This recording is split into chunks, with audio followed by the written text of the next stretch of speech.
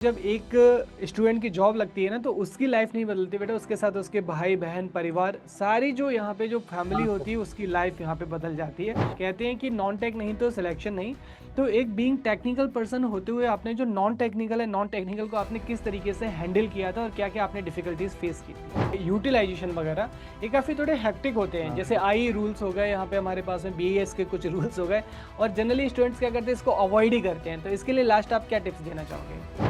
Hello everyone, तो स्वागत है सभी का इंजीनियर्स वाला में दोस्तों। तो अब यहाँ पे आरआरबी जेई सीबीटी 2 का रिजल्ट आ चुका है। यहाँ पे बहुत सारे बच्चे यहाँ पे सिलेक्ट हुए हैं, खुशी का माहौल है। तो ऐसे ही शख्स अब हमारे एक साथ में, जिन्हें अब किसी ज़्यादा पहचान की जरूरत नहीं है, जिन्होंने अपनी हार्ड वर्किंग और अपनी मेहनत के दम पे अपनी जो एक सीट है आरआरबी में यहाँ पे फिक्स कर लिए। तो हमारे साथ में महबूब हसन। तो सबसे पहले इंजीनियर्स वाला और फिजिक्स वाला के बिहाफ में आपको दोस्त बहुत बहुत मैनी मैनी कॉन्ग्रेचुलेशन आपको और आपके परिवार को। तो सबसे पहले मैं आपसे पूछना चाहूंगा कि फीलिंग कैसी आ रही है इस समय एक सरकारी नौकरी लेने के बाद में? हाँ सर, बहुत मस्त। मतलब पहले तो मुझे कुछ समझ में नहीं आया कि क्या हुआ मेरे साथ। मतलब मैं जस्ट स्टॉप हो गया, उसके बाद 1 घंटा बाद मुझे रियलाइज हुआ कि हाँ कुछ हुआ है जिंदगी में। ब्रेन एकदम स्टॉप हो गया था पहले। नहीं, बहुत ही सही बात है भाई। देखो, इतनी खुशी का माहौल है पूरे परिवार। देखिए, जब एक स्टूडेंट की जॉब लगती है ना तो उसकी लाइफ नहीं बदलती बेटा, उसके साथ उसके भाई बहन परिवार सारी जो यहाँ पे जो फैमिली हाँ होती सर। है उसकी लाइफ यहाँ पे बदल जाती है। तो जाहिर सी बात है, खुशी का तो माहौल है, वो आपके चेहरे से दिख भी रहा है कि एकदम नई फ्रेश जो एनर्जी, नई सर फ्रेश एनर्जी बेरोजगार यहाँ पे। से रोजगार की साइड जाना एक बहुत बड़ा शिफ्ट होता है। खासकर बिल्कुल। तब जब रोजगार भी ऐसा नहीं हो कि नाम की तनख्वाह मिले। एक बिल्कुल सर। सरकारी नौकरी जो बिल्कुल सेटल्ड लाइफ प्रॉपर मिल रही है। तो मैं हाँ मानता हूँ कि खुशी घर में सब लोगों को खुशी होगी। बता दिया घर में सब लोगों को। हाँ। हाँ सर। पापा तो अभी पापा तो अभी ऑफिस में है। मतलब थोड़ी देर बाद आएंगे, तो पापा मम्मी सबको बोल दिया। अच्छा। चलो, एक वेरी चीज गुड। एक चीज और बताओ महबूब, पापा करते क्या हैं, किस चीज की जॉब करते हैं? सर एक्चुअली जो WBACDCL है ना, उसके अंदर हम्म। कॉन्ट्रेक्चुअल जॉब करते हैं। अच्छा अच्छा। अच्छा, यानी प्राइवेट जॉब में ही है। हाँ हाँ हाँ। चलो। चलो बढ़िया। तो महबूब, यहाँ पे थोड़ा सा स्टार्ट करते हैं, क्योंकि आपके जो जूनियर्स हैं वो इस बार एसएससी जेई में जाएंगे, आरआरबी जेई में जाएंगे। तो आपका ये जो सेशन उनके लिए बहुत ही प्रेरणादायक होगा और उनके लिए एक मार्गदर्शक की Yes, तरह sir. काम करेगा। तो स्टार्ट करते हैं सर, नॉन टेक्निकल से स्टार्ट करते हैं सीबीटी बिल्कुल वन सर। पे। तो कहते हैं कि नॉन टेक नहीं तो सिलेक्शन नहीं। तो एक बीइंग टेक्निकल पर्सन होते हुए आपने जो नॉन टेक्निकल है, नॉन टेक्निकल को आपने किस तरीके से हैंडल किया था और क्या क्या आपने डिफिकल्टीज फेस की थी? सर एक्चुअली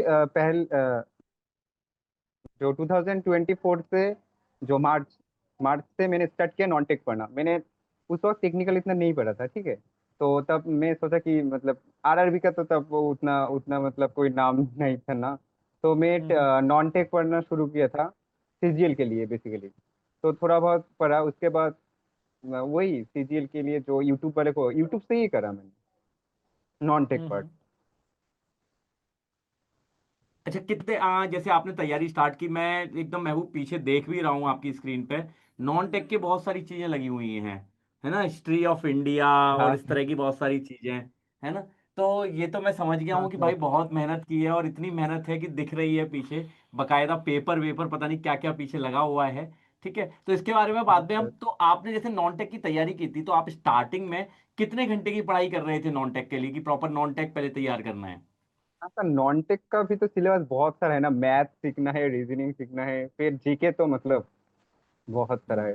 तो सर मैंने 8 आवर्स डेली, 8 to 10 आवर्स ऐसा कुछ होता था। नॉन टेक्निकल, और टेक्निकल के लिए क्या करते थे फिर? सर टेक्निकल मैंने मतलब टेक्निकल तो मैं कॉलेज के टाइम पढ़ा था, उसके बाद तो मैंने टेक्निकल 2024 में एकदम टच भी नहीं किया। ये एक बहुत जरूरी बात भी बिल्कुल है सर भाई, कि ये बहुत एक बड़ी बात है कि मतलब टच ही नहीं किया। तो मतलब यहाँ पे हम हाँ बात सर। करते हैं टेक्निकल के बारे में। तो आप थोड़ा सा अपने कलीग्स को बताना चाहिए कि किस तरीके से आपने कमांड बनाया, और खास करके बच्चे यहाँ पे, जैसे अगर हम कोर इंजीनियरिंग की बात करें, एसएससी जेई या फिर इलेक्ट्रिक आरआरबी जेई के लिए, तीन सब्जेक्ट हमारे पास में बहुत इंपॉर्टेंट होते हैं। पहला, जो आपके प्यारे एलजी सर पढ़ाते हैं, basic electrical. Second one, machine and power system. तो इन तीनों सब्जेक्ट को आपने किस तरीके से हैंडल किया, और ऐसे कौन से जो टिप्स हैं वो जो आप अपने जूनियर्स को देना चाहेंगे? हाँ सर, मैं सबको पहले ये कहूंगा कि मतलब पहले सिलेबस कंप्लीट करो। जो मतलब बुक पढ़ने से तो नहीं होगा, ठीक है। जो आप लोगों हम्म के कोर्स है मतलब बुक पढ़ने से तो एक बुक पढ़ने पढ़ने 6 मंथ चला जाएगा, ऐसे तो नहीं होगा। तो कोर्स लेना पड़ेगा, मतलब पीडब्ल्यू के कोर्स लो। हम लोगों ने करा है, क्योंकि आप लोग पॉइंट टू पॉइंट मतलब स्टडी करवाते हैं हम लोगों का। हम्म। तो ये बहुत हेल्प होता है। एंड उसके पहले सिलेबस कंप्लीट करो, देन उसके बाद बार बार रिवीजन एंड जो मतलब फिर कोई सी भी उठा लो, उसके बाद कर हम्म। करते जाओ। अच्छा। और इसमें जो टेस्ट सीरीज होती है, टेस्ट सीरीज और जो मल्टीपल रिवीजन्स होते हैं, बच्चे कहते हैं कि जैसे बहुत सारे सब्जेक्ट हो गए, तो इसको किस तरीके से आपने हैंडल किया था कि टेस्ट सीरीज भी लगाना है और सर ने जो कराया उसका रिवीजन भी कराना है, और जो डिफरेंट आपके ऑथर्स के बुक हैं उनके जो प्रीवियस ईयर क्वेश्चन है लाइक वाईसीटी वगैरह, तो इनको भी आपको साथ में लगाना होता है, तो किस तरीके से आपने जो टाइम है वो टाइम को मैनेज किया था?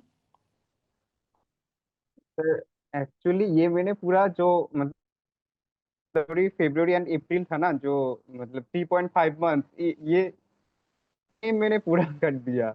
मतलब आपके जो क्रैश कोर्सेज है, मैंने थोड़ा हम्म। बहुत 1.5 का आपने भी देखा होगा, मैं लाइव नहीं आता था, ठीक है। तो मैं 1.5 पे देखता था। और उस था जो जो फॉर्मूला वगैरह है वो नोट करता था, वो किया। एंड उसके साथ मैं एक लॉन्ग टर्म एक प्लान बनाया था, जो यूथ जो प्रीवियस ईयर वाला बुक है ना, यूथ कंपटीशन वाला। लॉन्ग टर्म प्लान कैसे, मैं डेली 400 400 क्वेश्चन करता था, 400। मतलब एक प्लान था मेरा पर डे 400 क्वेश्चन करने ही है, यानी टारगेट ले रखा था। कि ये करूंगा, क्योंकि मेरे पास टाइम नहीं था। बहुत बढ़िया, मतलब काफी अच्छा आपका जो टारगेट था, काफी अच्छा पर टारगेट डे आपने पर डे सेट रखा था। 400 क्वेश्चन करने का मतलब मैं एवरेज मान के चलूं, अगर 1 घंटे में एनालिसिस करने के साथ में अगर आप 70-80 क्वेश्चन करें, तो 400 क्वेश्चन के लिए मेरे हिसाब से 4 से 5 घंटे आपके पर डे के क्वेश्चन का टाइम टाइम होता होगा। हाँ सर, yes, yes। क्योंकि सर बहुत ही मुझे भी बढ़िया। मतलब आरआरबी जेई के बारे में तो उतना पता नहीं था। मतलब मैं नॉन टेक में शिफ्ट हो गया, फिर हम्म। टेक में शिफ्ट हो गया। तो आप लोगों के जो क्रैश कोर्स थे वो मैंने पूरा देखा एकदम। मतलब कुछ कुछ ऐसा वीडियो भी है, मैं 2 बार देखा। क्योंकि अगर हम्म, मतलब यूथ कंपटीशन का जो बुक है वो क्वेश्चन करते करते अगर कुछ प्रॉब्लम हो जाता था, तो आपका जो हम्म। वीडियो है, मतलब जिस भी टीचर का है जो भी टॉपिक है, वो मैं उठाता, फिर वो फिर से और एक बार देखता, ताकि कॉन्सेप्ट पूरा क्लियर हो जाए, फिर एक ऐसे एक very follow. Good question sir, महबूब, ये अप्रोच एक काफी अच्छी है। हम बिल्कुल लोग सर, जनरली बच्चों को बोलते भी हैं कि इसी तरीके से अप्रोच किया जाए, तो ये काफी अच्छा पॉइंट है सर, सीखने वाला एक पॉइंट है एक बच्चों के लिए। क्वेश्चन और है महबूब। जैसे बहुत हाँ सारे बच्चे है ना, एक टारगेट लेके चलते हैं कि सर पहले हम सब्जेक्ट को खत्म कर लें और फिर उसका प्रीवियस ईयर क्वेश्चन लगाएं या क्वेश्चन लगाएं, है ना। तो आपकी अप्रोच क्या थी इस समय जब आप सब्जेक्ट पढ़ रहे थे, टेक्निकल का कोई भी या नॉन टेक्निकल भी जो भी पढ़ रहे थे, तो प्रीवियस ईयर क्वेश्चन या फिर ये कहूँ कि मैं प्रीवियस ईयर के या जूनियर इंजीनियर के लेवल के जब आप क्वेश्चन देखते थे, तो आपको क्या लगता हाँ है कि वो क्वेश्चन कितने ज्यादा जरूरी हैं करने के लिए अगर कोई एग्जाम में सिलेक्शन चाहिए तो? हाँ सर, पहले मैं क्या करता था, जो क्वेश्चन जो आप लोगों ने करवाया था ना, पहले मैं उसको मतलब 2 बार करता था। 2 बार कैसे, पहले जो आपने करवाया वो तो एकदम मुझे करना ही है एक बार, ठीक है। उसके बाद जो जो क्वेश्चन मुझे नहीं आता था, वो मैंने गोल मार्क किया था, सर्कल मार्क हम्म। किया था। फिर जब सेकेंड टाइम करता था, फिर जस्ट वही करता था। उसके बाद मैंने जो प्रीवियस ईयर वाला बुक उसको उठाया है। चलिए बहुत सही। तो इसके बाद यहाँ पे जैसे कुछ एक जो सब्जेक्ट है लाइक यूटिलाइजेशन वगैरह, ये काफ़ी थोड़े हेक्टिक होते हैं। जैसे हाँ आई रूल्स हो गए, यहाँ पे हमारे पास में बीएस के कुछ रूल्स हो गए, और जनरली स्टूडेंट्स क्या करते हैं, इसको अवॉइड ही करते हैं, तो इसके लिए लास्ट आप क्या टिप्स देना चाहोगे? मतलब ये फास्ट में मत पढ़ो, एग्जाम के जो 15 डेज पहले पढ़ो बस, क्योंकि रट्टा ही तो मरना है, मतलब वो वाला आई रूल्स वाला। अच्छा, वेरी गुड यार। तो मतलब बहुत अच्छी आपकी स्ट्रेटजी रही। तो बहुत सारे जो पॉइंट्स आपने डिस्कस किए, डेफिनेटली आपके जूनियर्स के लिए बहुत ज़्यादा हेल्पफुल रहेंगे। तो एट लास्ट आपके जो कलीग्स थे, जो आप टेलीग्राम वगैरह मैसेज करते रहते हैं, उन सब के लिए क्या मैसेज छोड़ना चाहेंगे, और जो आपके जूनियर्स आने वाले हैं, उनके लिए क्या मैसेज छोड़ेंगे? हाँ सर, जिसका भी हुआ है उसको कॉन्ग्रेचुलेशन, और जिसका भी थोड़ी सी मार्क्स से रह गए, आ, वो ट्राई करते रहे, हो जाएगा। अगर किसी ने CBT 1 क्लियर किया है, यानी हम्म। वो भी एलिजिबल है, क्योंकि मतलब CBT 1 क्लियर करना भी एक अचीवमेंट है, राइट।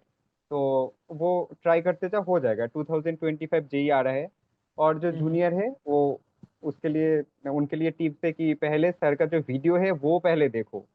अगर फास्ट टाइम पढ़ रहे हो तो ऐसा नहीं कि 2x एक रात में खत्म कर दिए, कुछ नहीं होगा। पहले धीरे धीरे से पढ़ो, समझने के टाइम धीरे धीरे से पढ़ो। फिर अगर सेकेंड टाइम देखना है तब 2x या 4x भी चलाओ, ठीक है। यही बोलूंगा, उसके बाद क्वेश्चन लगाते जाओ। एक एक लास्ट क्वेश्चन महबूब जो मेरी तरफ से आ रहा है ना। आपने जब जैसे पढ़ाई चल रही थी, जैसे आप क्लास भी करते थे हम लोगों की, है ना, और आपने अपने खुद के नोट्स भी बनाए होंगे, जैसे पीडब्ल्यू की तरफ से शॉर्ट नोट्स भी मिलते ही हैं, सब कुछ मिलता हाँ ही है सर, हाँ जनरली। पर हाँ। आप अपने आपने नोट्स का प्रिपरेशन कैसे किया? आप क्लास के साथ में नोट्स प्रिपेयर करते थे, या जब क्लास खत्म हो जाती तो उसके बाद अपने नोट्स बनाते थे? क्या क्या प्रोसेस रखते थे नोट्स का? नहीं सर, मैंने तो क्रैश कोर्स लिया ना, क्योंकि मेरे नोट्स मतलब उतना तो टाइम नहीं था मेरे पास। मतलब मैंने बिल्कुल। स्मार्ट स्टडी किया, उतना तो टाइम नहीं था मेरे पास।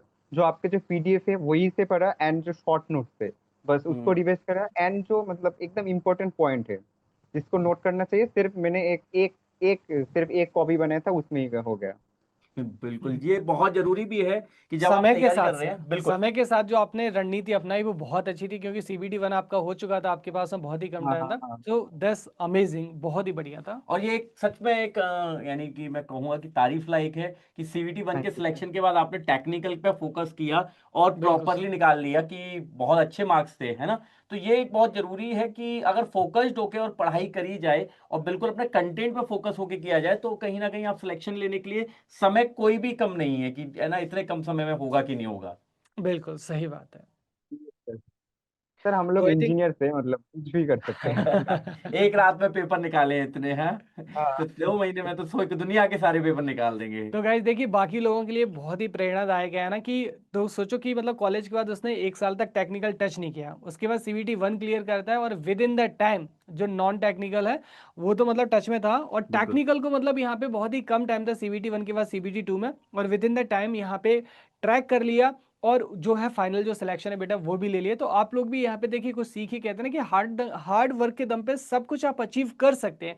तो वही देखिए, जीते जागता प्रमाण आपके साथ में। तो वंस अगेन महबूब, आपको और आपके परिवार को मैनी मैनी कॉन्ग्रेचुलेशन, बहुत बहुत बधाइयाँ हमारी तरफ से और पूरे फिजिक्स वाला के फैमिली की तरफ से।